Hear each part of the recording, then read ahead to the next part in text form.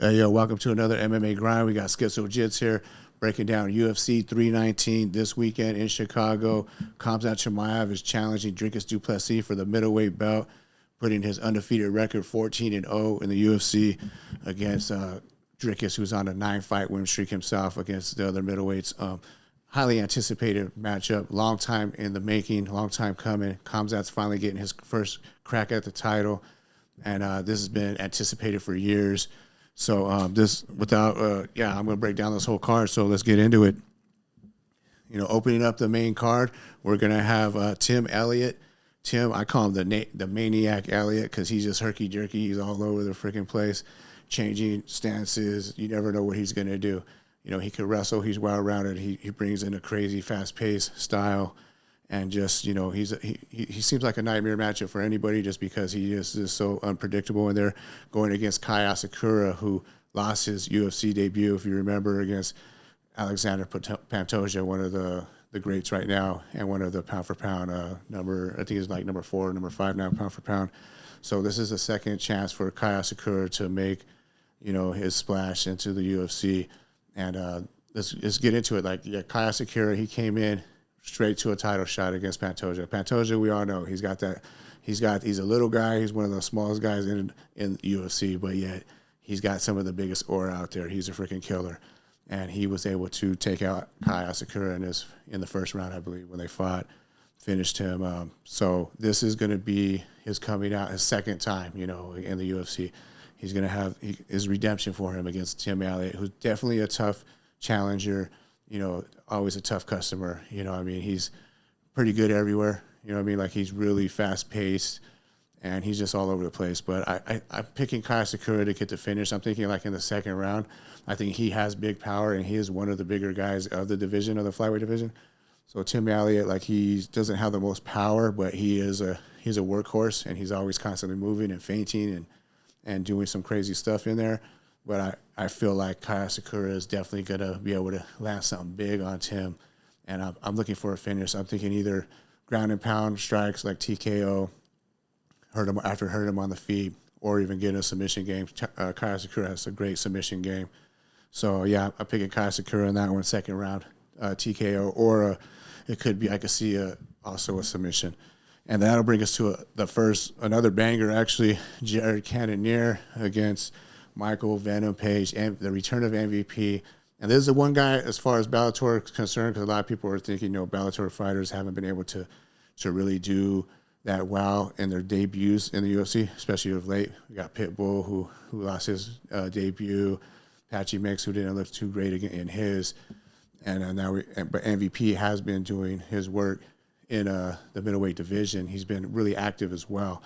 So he's one of the exceptions in the Bellator case. So this is going to be a great fight. It has a potential to be a great fight, or it could be a boring fight, because Michael Venom Page has that style where, you know, he really knows how to control the range and the distance. He's really tough to catch and hit and just time, and because he has that sideways, you know, karate style, constantly bouncing up and down, hands down, ready to attack, and he's really long range. You know, he has long legs, long arms. He's tall. You know, Caonnonier is more of the conventional plotty Muay Thai guy who wants to stand and bang in the pocket. And if he can get it to that range, if he could catch MVP maybe in the corner, you know, like somewhere like on the cage, if you could catch him there, you know, get some like clinch work in, land some bombs. Caonnonier definitely has power, and we know he's a dog, dude. Caonnonier is always a dog. He's always in the fight. He's always dangerous until the final bell. But MVP is just so slick in there, and so, like, it's fun to watch, you know, because you never know what he's going to do. Like, say he lulls his opponents to sleep. You don't know what's going to happen, and then all of a sudden, boom, it happens. You're going to be on the edge of your seat waiting for something to happen. Something might not happen. He might just outpoint you and just pitter-pat or whatever. But he could just jump in at any time with a flying knee or a lightning-fast right hand that could end the night, or, you know, crack someone's skull like he did to Cyborg back in the day. You know, so there's always that. You never know what's going to happen with Michael Venom Page, what he's going to do. And really tough to time. And I think he's decent on the ground on his own right. He's good at surviving there if he does get taken down, and he'll be able to get back up. So I'm picking MVP to win this, like in a third round decision. It's going to go a decision. It's going to go the distance. unless MVP can time something great and make a highlight reel of Jared Caonnonier. Caonnonier has been hurt before. We've seen him get rocked, but we also seen him being super durable. I mean, the guy used to fight a heavyweight. This is a middleweight fight.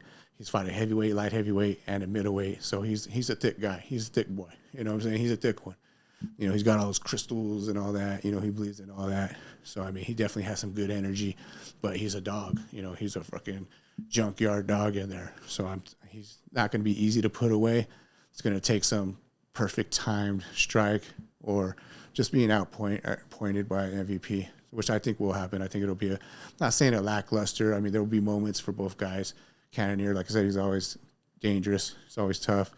But I can see MVP landing the more challenging shots, because then when he don't waste a lot of movements, a lot of shots. I mean, he's wasting a lot when he's jumping up and down, but when he does finally attack, it's usually crisp and clean and straight to the target. He's really accurate.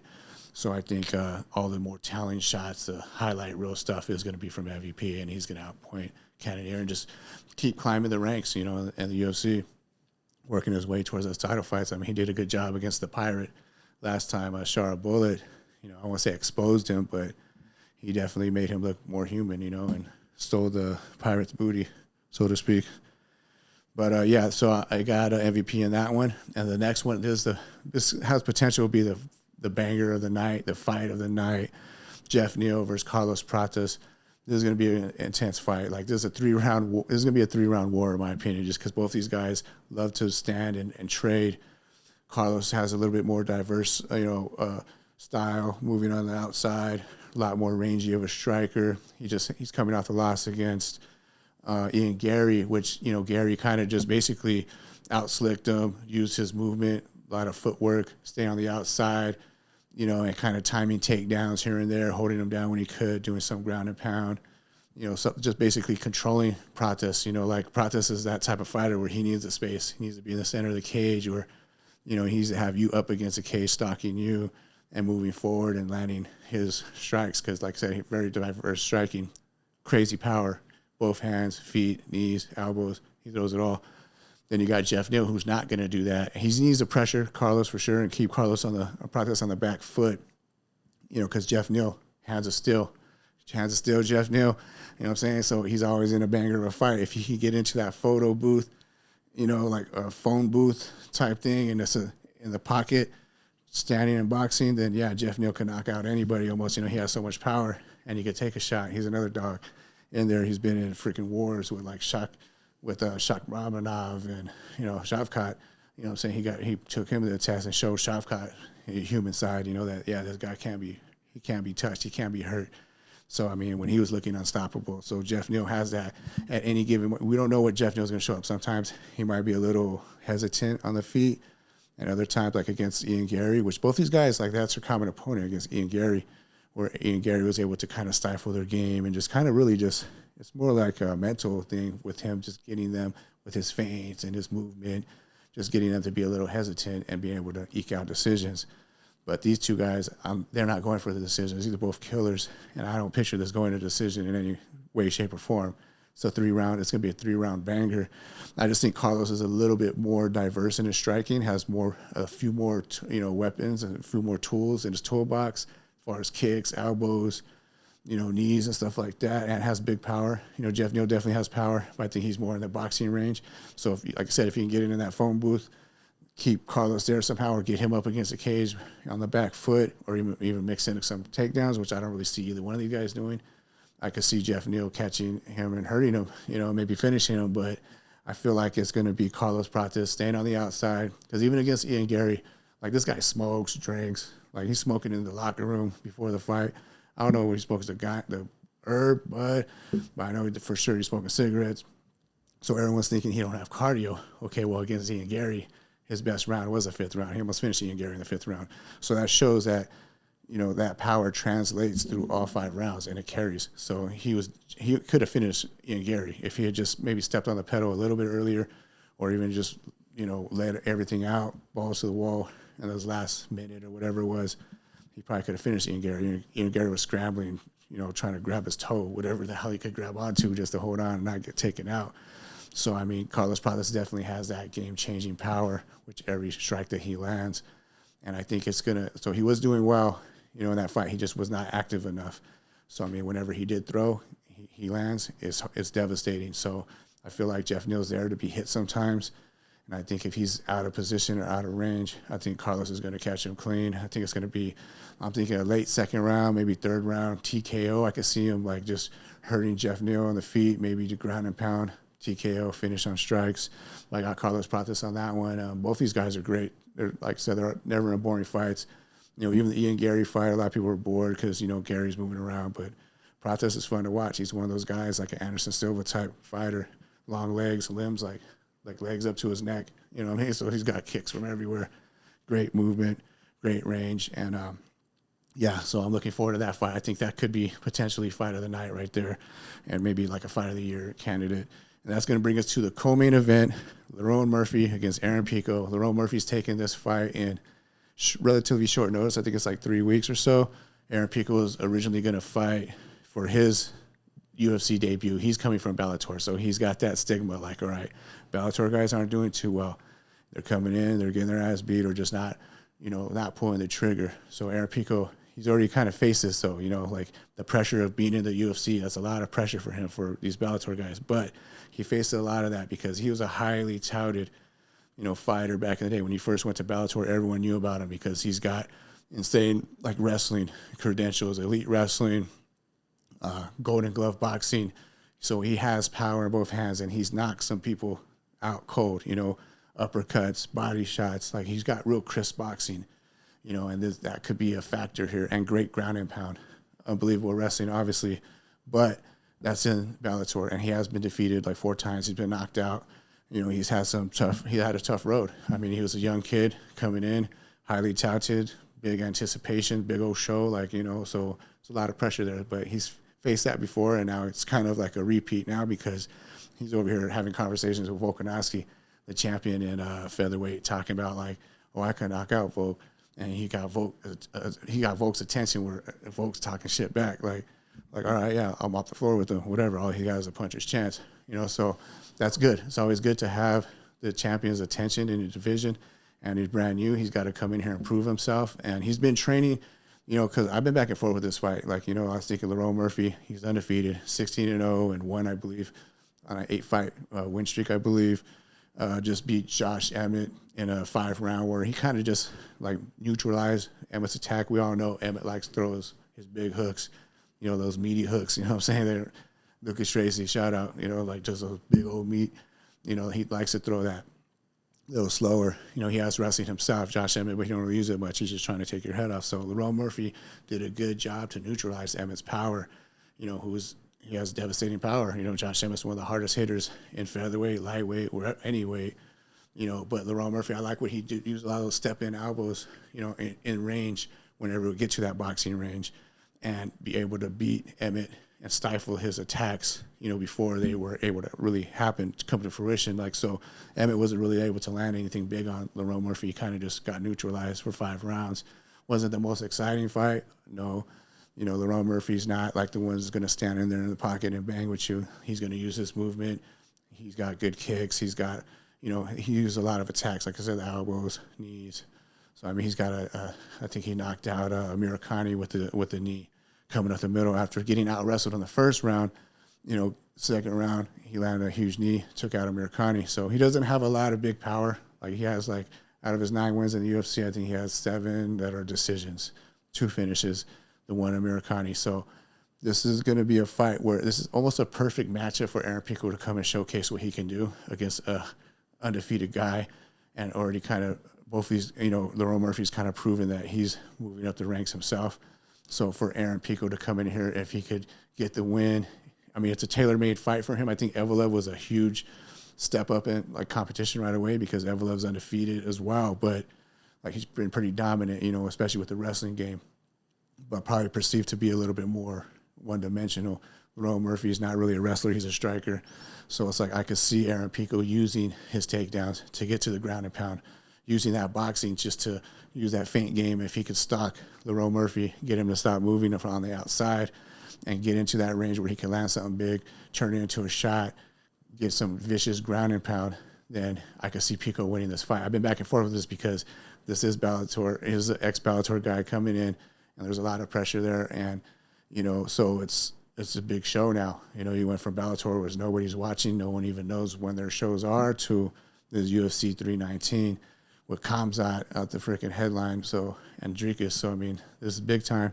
You think you're big time? We're going to see. You're going to fucking die big time. So we got to see what's going to go on here. And I've been back and forth with this fight, but I am going to go with Aaron Pico. I am rooting for the guy. I was rooting for him back in Bellator. And then, I didn't like this, he got kind of shut down right away. Like the hype train got derailed kind of early. Never really hasn't fought for a title yet, even in Bellator. But if he could come in here, maybe this is calling. He's a lot older now. He's more mature. He's training with a great team. He's training with over here at Jackson Studio, whatever they got going on there, gym where Khamzat and Arman Sarukian are training. So he's training alongside with these guys, in their training room, in cardio with Sal Calavita, who was TJ Dillashaw's ex-strength and conditioning coach. So he's training with these killers, seeing their work ethic, and also he's jacked. He's in great shape. He was already training for Evelev. So, and Lerone Murphy says, he's a professional. He's always in shape. So he was ready for this fight, short notice or not. But I could see Aaron Pico just coming out here and just showing out. He has been chinny. Like I say, he has been knocked out before. He has 4 losses. So I think if he's just responsible with his defense, don't get that chin up in the air, keep it tucked, get in that boxing range, land something big, go for a takedown, control Murphy there, and then just land some vicious ground and pound, finish him off, do something exciting, make Volk, call out Volk after or whoever. I mean, I don't think one fight should get you a title shot, but stranger things have happened, so we'll never know. We've got to see how this fight plays out. You got other people saying that, like Henry Cejudo coming out, Triple C saying either one of these guys could beat Volk if they win this. But, I mean, Volk seems still kind of far away from either one of these guys. But, it remains to be seen. If you do something emphatic, put a statement on it, put your stamp on it, then, yeah, Pico might be able to get that shot next. So, yeah, I got Aaron Pico. I think it's going to be a TKO, like ground and pound, 3rd round. If not, it's going to go the distance, and it's going to be a decision, and the takedowns and damage will be more on Pico's side because Lerone Murphy doesn't do a whole lot of damage, but he could outpoint him. So if it's a boring fight and he keep it on the outside, I could see Murphy winning a decision, or catching Pico clean maybe, because maybe test that chin. But I got Pico, 3rd round, TKO, ground and pound strikes. That brings us to the main event, the middleweight strap, DDP, deep double penetration against Khamzat, the lone wolf assassin, Chimaev. So Khamzat basically, he's pretty much ran through everybody. He's had 2 close fights, and both those guys are against elite competition. Gilbert Burns at 170, and everyone's saying, okay, well, bringing up that fight, how it was a close fight. It was a 3-round war with the freaking warrior, Gilbert Burns. Yeah, he hasn't looked the same, Burns, since that fight. I think Khamzat that fight took a lot out of Gilbert Burns. And it kind of did show Khamzat. It showed, to me, I think people are looking at it differently. They think, okay, he was at 170. He couldn't take out little Gilbert Burns, who used to be a lightweight or whatever. But the thing is, it's like Gilbert Burns brought the war in that fight. They both were exchanging. Gilbert Burns is high level on the feet and on the ground.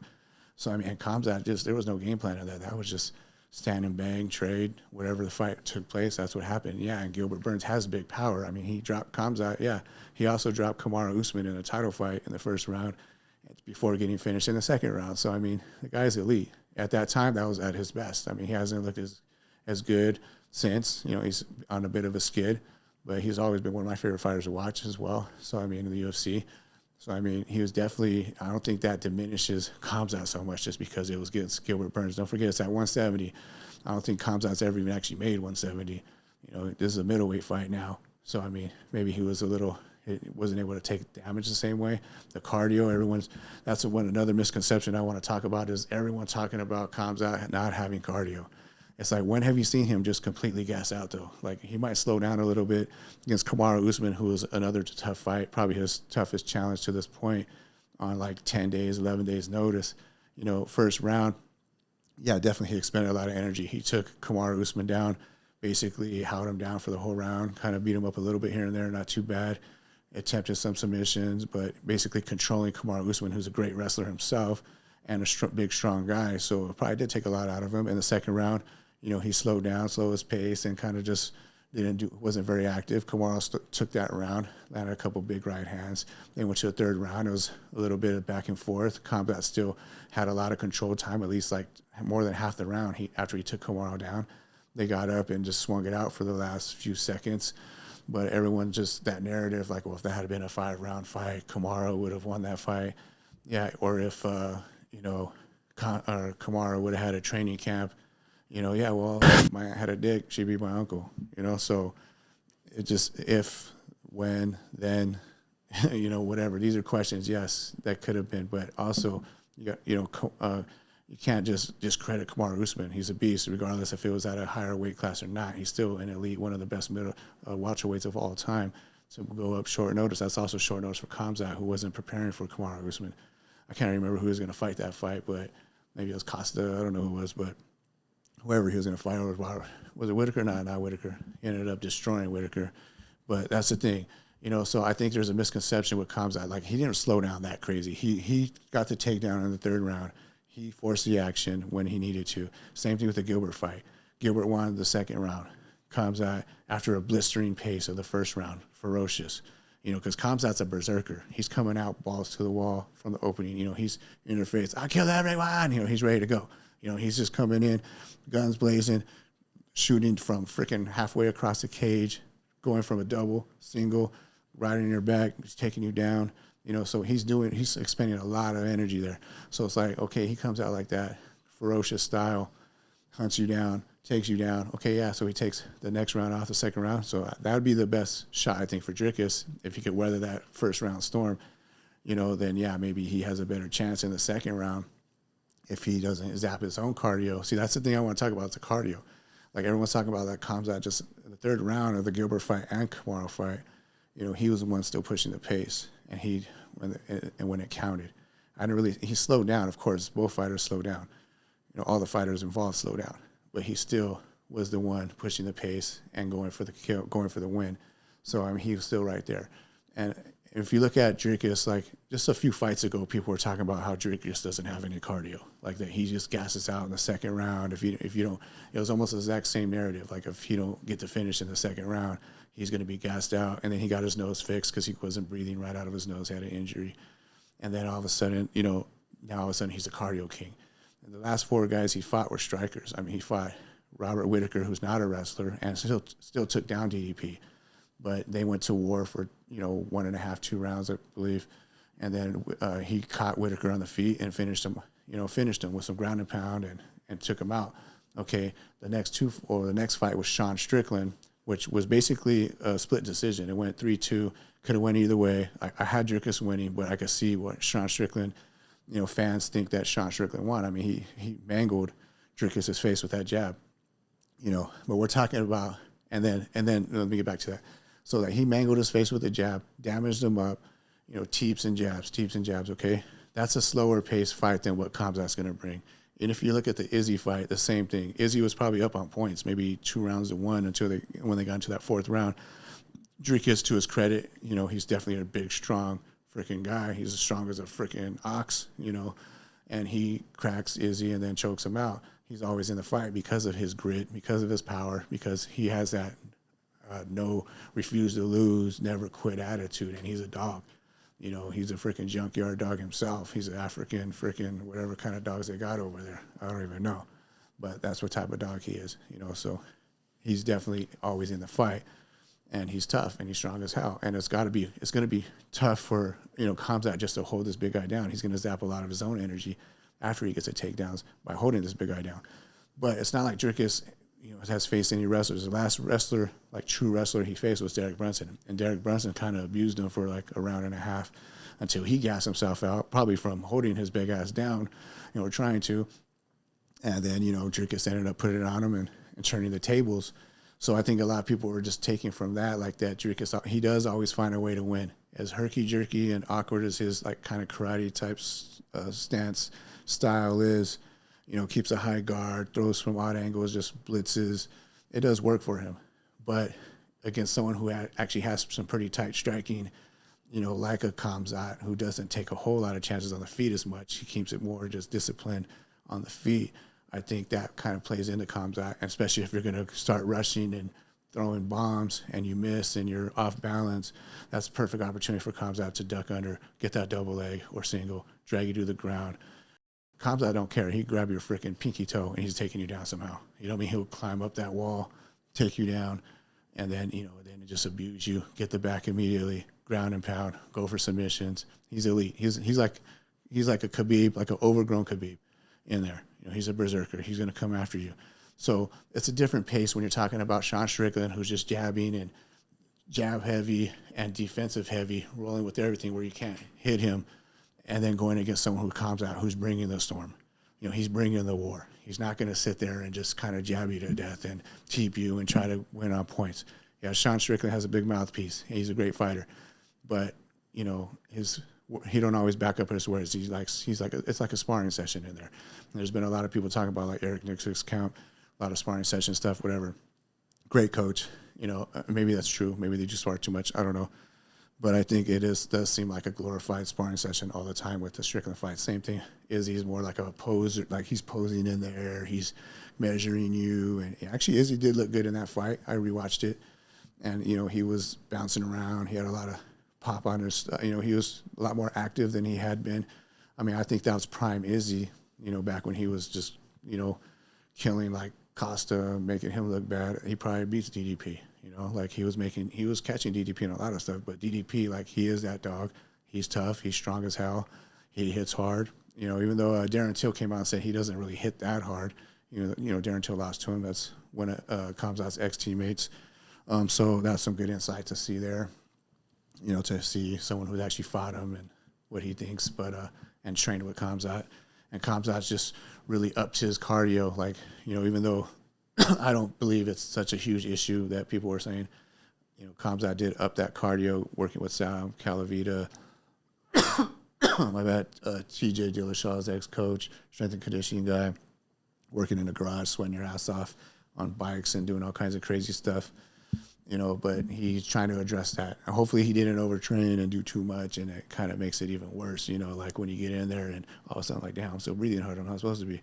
Like, I don't think that's going to happen. I think, and I also think that Khamzat has more ways to win this fight. Either, obviously, he could take him down and he's going to rape him. That's what he's going to do. The first round, it's going to be a Khamzat raping. He's going to take him down. He's going to take his back. He's going to belittle him. He's going to big brother him. Don't try to stop it, little puppet. He's just going to be all over him. He's going to be on his back.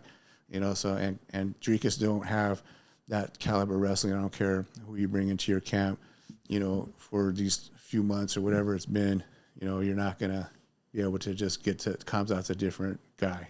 He's that guy, who's just in there to kill everyone, even his training partners, whoever stands in his way, whoever gets in. He picked up DC yesterday. I don't know if you guys saw that clip, just swinging him around. DC's big. Obviously, DC's not trying to fight it, but still, he picks him up. That's a big dude.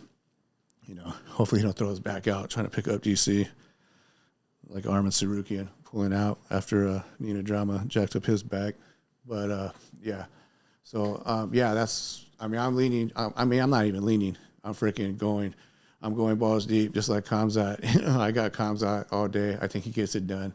I think his pressure and his pace is going to be way too much. I don't think Dricus's cardio is as highly as – up there like what people say. Just a few fights ago, people were on the other side saying he has no cardio. And I think, I'm not saying he doesn't have cardio, and he's definitely a dog, but he is going to, it's a different pace when you got Khamzat on your back and wrestling with that guy and then coming up and seeing if you can keep that pace. That's different than just being jabbed to death, by Sean Strickland and, and stuff like that, and no takedown threat. He's definitely going to get taken down for sure. We know that. There's nothing he can do about it. He's going to get taken down. He might be able to get up, but Khamzat's not going to stop there. It's not going to be over there. And I'm thinking first, second round. I mean, everyone's saying if it goes past 2 rounds, Khamzat's best chance is the first or second. And I do agree his best chance to finish Dricus is in the first or second round. But I disagree that if it goes past 2 rounds, that automatically means Dricus is winning the decision. Yes, he does find ways to win. Yes, it could be a slower pace, and then he can land some big shots because he does throw some heavy. He has a nice, front high kick. He throws a lot of overhand rights and, ending with kicks. He throws a lot of combos and heavy heavy leather, you know, but he's not the most accurate guy. And I think he makes a lot of mistakes that Khamzat will capitalize. And I think Khamzat still is a more crisp striker. He's throwing 1-2s down the middle. He's not throwing freaking jumping kicks. He's not throwing spinning back kicks. Nothing crazy. You know, he's just efficient with it, you know, because he mixes it all together. And I think he has more. I think he has knockout power himself. So I think he could actually crack, you know, Dricus and win a decision as well. I think he might. I'm not saying he wins every round. If it goes to decision, I could see it being like 3-2 either way. But I still would lean Khamzat, and that's just because I feel like he's a little bit more efficient with his energy, even though, you know, on the feet at least, you know, like obviously he just comes in, dives for your legs, and he's trying to get the takedowns at a fast pace. But I think if it does go on the feet, he's going to be a little bit more efficient with it. Dricus is just throwing bombs most of the time, kind of just big old meathead, just throwing freaking big meaty hooks, you know, like so. Yeah, I got Khamzat. I'm thinking late first round, or I'm thinking probably second, though. Even though, you know, like I talked about earlier, he tends to like take the second round off or kind of slow his pace down if it gets there. I still feel like his wrestling is going to be a little too much, and Dricus is just a little too takedownable. You know, you had Robert Whitaker take him down. You had, like I said before, Derek Brunson take him down and kind of control him. Brad Tavares took him down. I mean, there's no way in how he's stopping Khamzat, the whirlwind, berserker, that is Khamzat, the tornado, the hurricane, whatever you want to call this guy. This guy's a stalker. He's a wolf. He's a killer. And new. We're going to have new. Khamzat Chimaev. So let me know what you guys think in the comments. Thanks for watching. Don't forget to like and subscribe. That's all I got, and we'll see you after the fight.